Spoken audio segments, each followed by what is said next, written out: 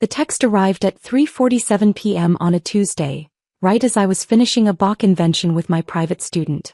16-year-old Sophie was struggling with the fingering in measure 12 when my phone buzzed on the piano bench beside me. "Sold your piano for $500.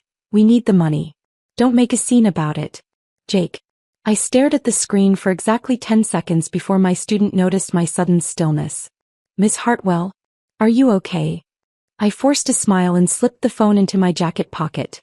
"Let's work on that left-hand passage again, Sophie. Remember, it's all about the wrist motion." But my mind wasn't on Bach anymore. It was on the 1925 Steinway Model M that had been sitting in my parents' living room for the past 3 years.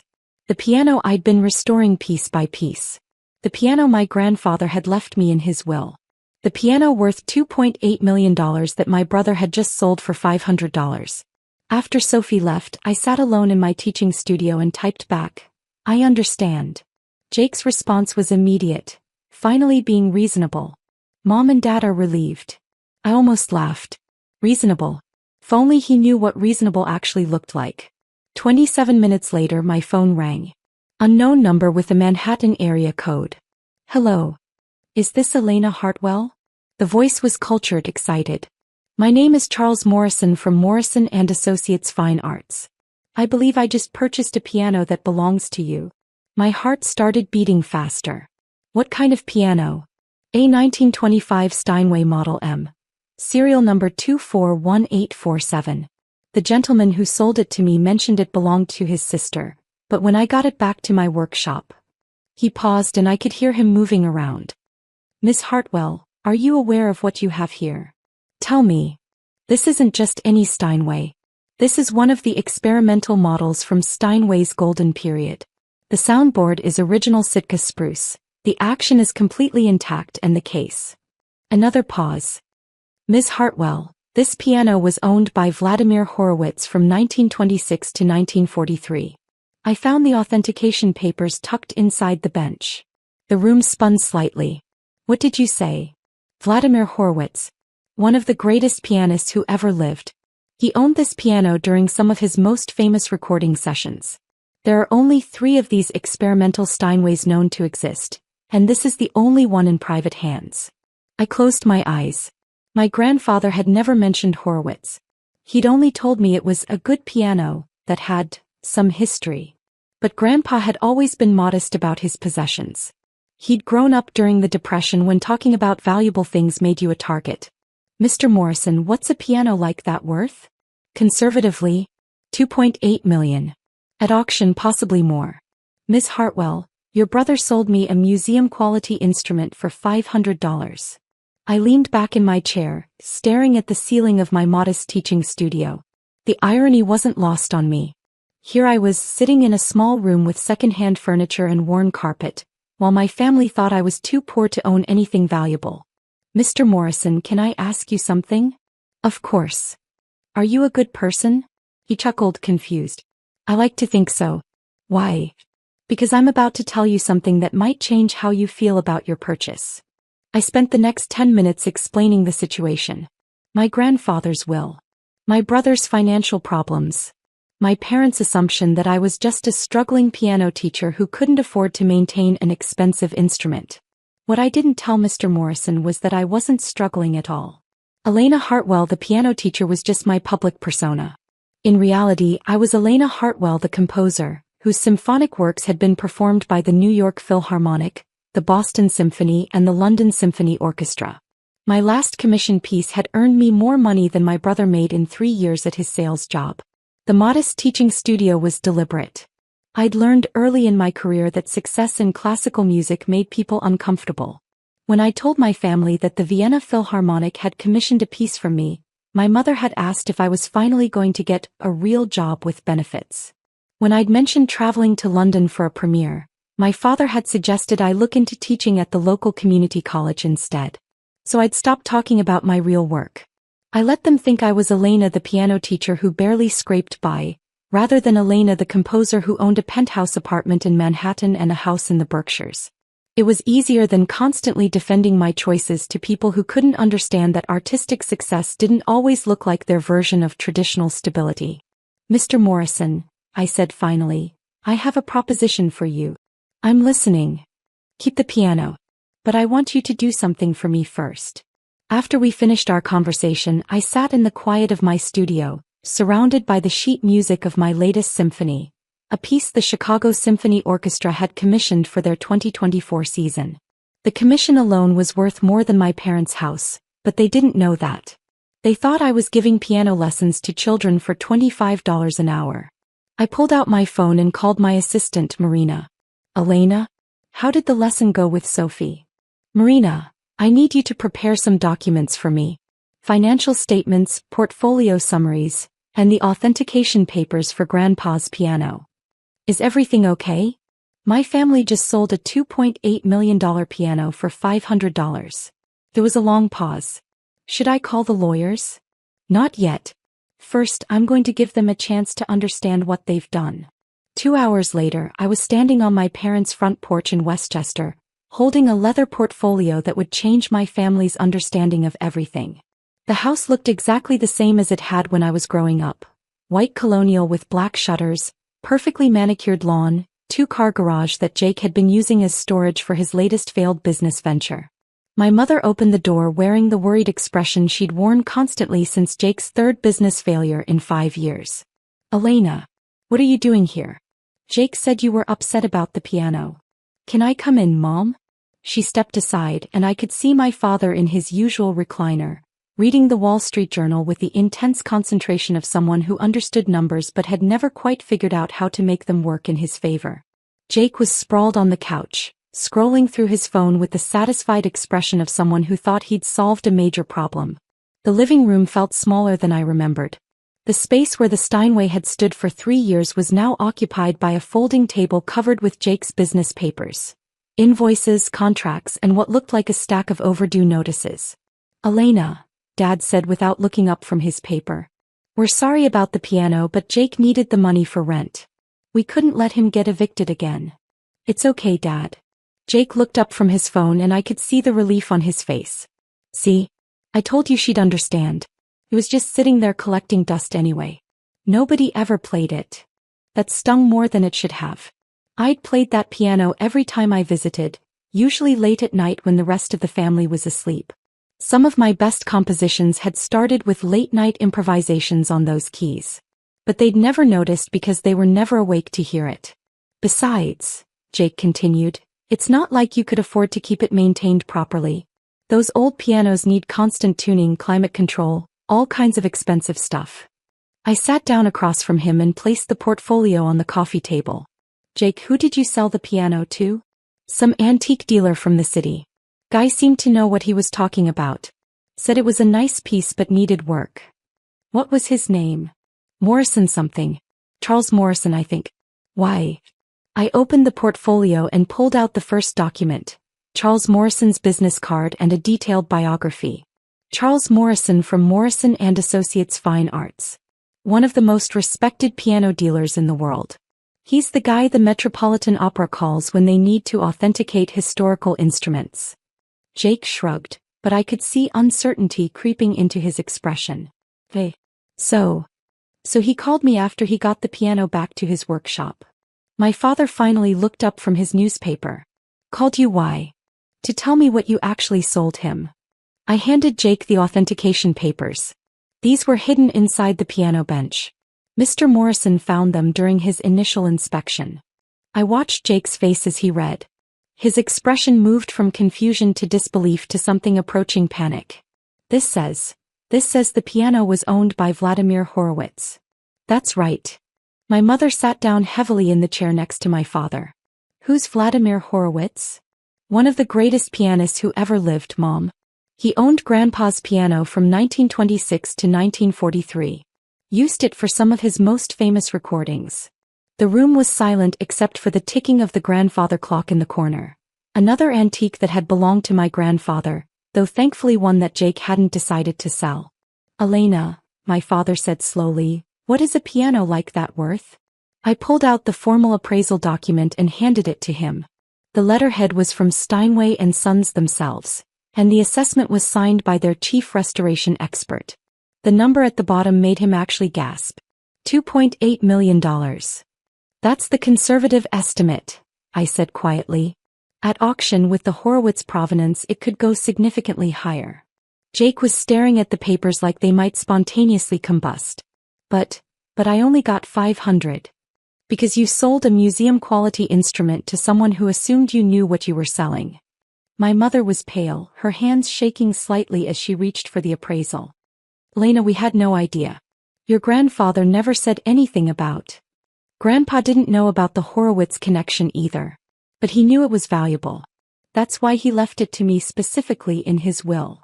Jake stood up abruptly, pacing to the window that overlooked the backyard where we'd played as children. We have to get it back. We have to tell this Morrison guy there was a mistake. Actually, I said, we don't. Everyone turned to look at me. Mr. Morrison made a legal purchase. You offered the piano for $500, he accepted. The fact that you didn't know its value doesn't invalidate the sale. Jake spun around, his face flushed. So we just lose almost $3 million because I didn't know? You lose almost $3 million because you sold something that wasn't yours to sell.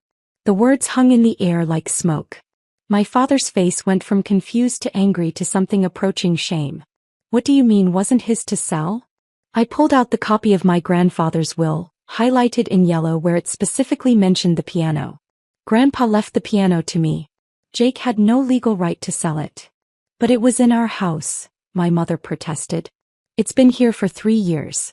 Because I asked you to keep it here while I was establishing my career and traveling for work. I was paying for its maintenance, its insurance, even the climate control system Dad installed in the living room. That got my father's attention. You were paying for the climate control? The monthly bills went to my accountant. I've been covering the costs of keeping the piano properly maintained since the day it arrived. Jake sat back down heavily, running his hands through his hair. Elena, I'm sorry. We thought it was just taking up space. I thought you didn't want it. You never asked what I wanted. You never asked if I could afford the maintenance. You just assumed that because I teach piano lessons I must be broke. Well, aren't you? The question came from my father and it wasn't mean-spirited. He genuinely seemed confused. I almost laughed. No, Dad. I'm not broke.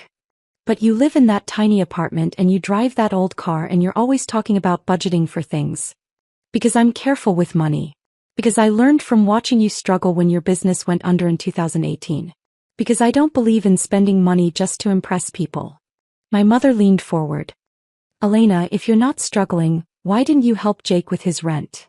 Because Jake never asked for help. He just took something that belonged to me and sold it. We can fix this, my father said firmly, the problem solver in him emerging. We'll call this Morrison fellow, explain the situation. Surely he'll understand. I smiled. I already called him Dad. And I reached into my purse and pulled out a cashier's check, placing it on the coffee table where everyone could see it. $2,800,000. Pay to the order of Elena Hartwell. My mother actually whispered. He paid you. He paid me. Jake was staring at the check like it was a mirage. But why? He already bought it for $500. Because he's an honest dealer who doesn't profit from other people's mistakes. And because I made him a different offer. What kind of offer? My father asked. I pulled out the final document from the portfolio. A contract between Morrison and Associates and the Elena Hartwell Foundation. I sold him the piano for its full appraised value with conditions. He has to display it in his showroom with a plaque explaining its history. Music students can schedule time to play it. It stays available for the public to experience. Why would you do that? Jake asked. Because Grandpa would have wanted it to be heard, not locked away in someone's private collection. And because... I paused, looking at each of their faces. Because I don't actually need the money. The silence that followed was profound. What do you mean? My mother asked carefully. I reached for my phone and opened my banking app, turning the screen so they could all see the balance. The number made Jake actually choke on air. $4.2 million? That's just my checking account, I said quietly. My investment portfolio is significantly larger. My father set down his newspaper completely, staring at me like I was a stranger. Elena, how is that possible? I'm a composer, Dad. I write symphonic music. The New York Philharmonic performed my 3rd symphony last season. The Chicago Symphony commissioned my fourth. I have contracts with orchestras in Boston, London, Vienna, and Berlin. Jake found his voice. But you're a piano teacher.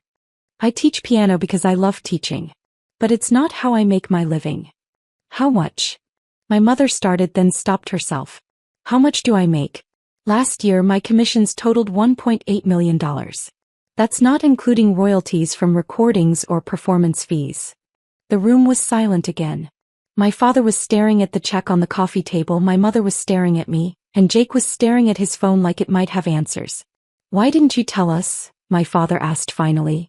I looked around the living room where I'd grown up, at the family photos on the mantel, at the space where my grandfather's piano had sat for 3 years while I paid thousands of dollars to keep it in perfect condition.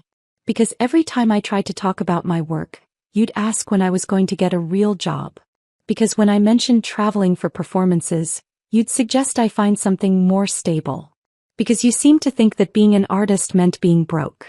My mother's eyes filled with tears. We were trying to help. I know. But I didn't need help. I needed you to trust that I knew what I was doing with my life. So when you said you were budgeting, my father started. I was budgeting for a new house in the Berkshires. When I said I couldn't afford to go on vacation with you last summer, it was because I was recording an album with the London Symphony Orchestra. Jake was still processing. So what happens now? Now you learn that actions have consequences. You stole and sold a multi-million-dollar instrument. That's grand theft. It's a felony. Elena, my father started, but I held up a hand. However, since I got full compensation and Mr. Morrison is happy with his purchase, I'm not pressing charges. But this is the last time any of you make decisions about my property without asking. We understand, my mother said quickly. Do you? Because this isn't just about the piano. This is about respect. About seeing me as an adult who's capable of managing her own affairs.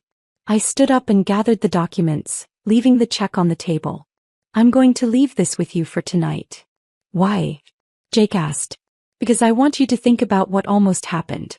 You almost stole $3 million from your sister because you assumed she was too unsuccessful to own anything valuable. Elena, we're sorry, my father said.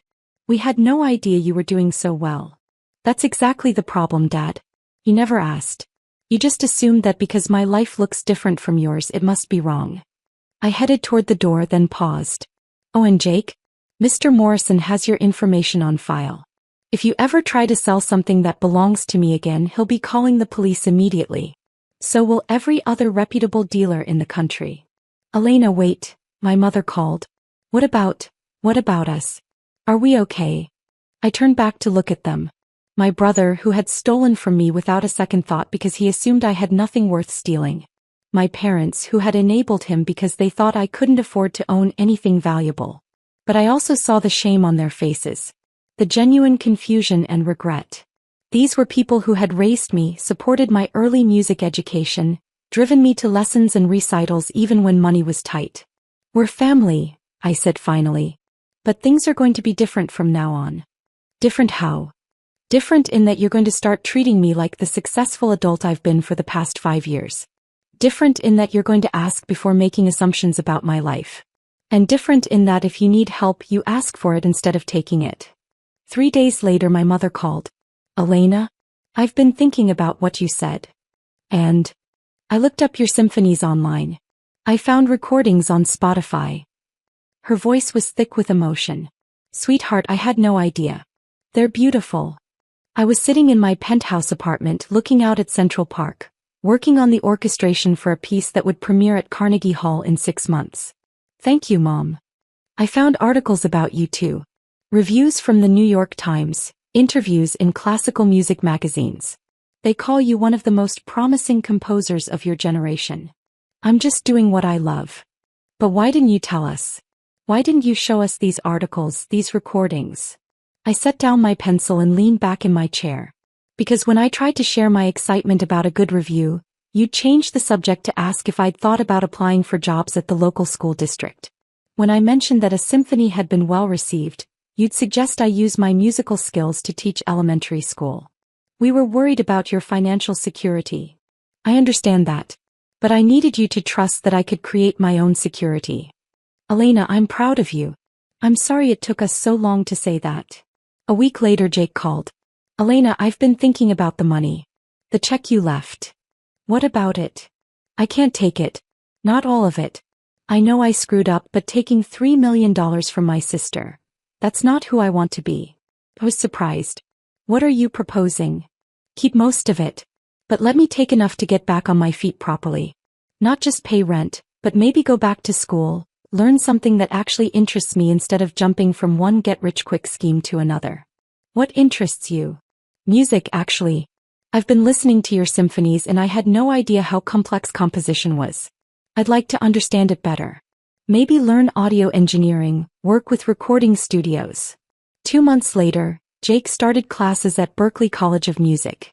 My father, meanwhile, had become my unofficial publicist, telling everyone he met about his daughter, the composer.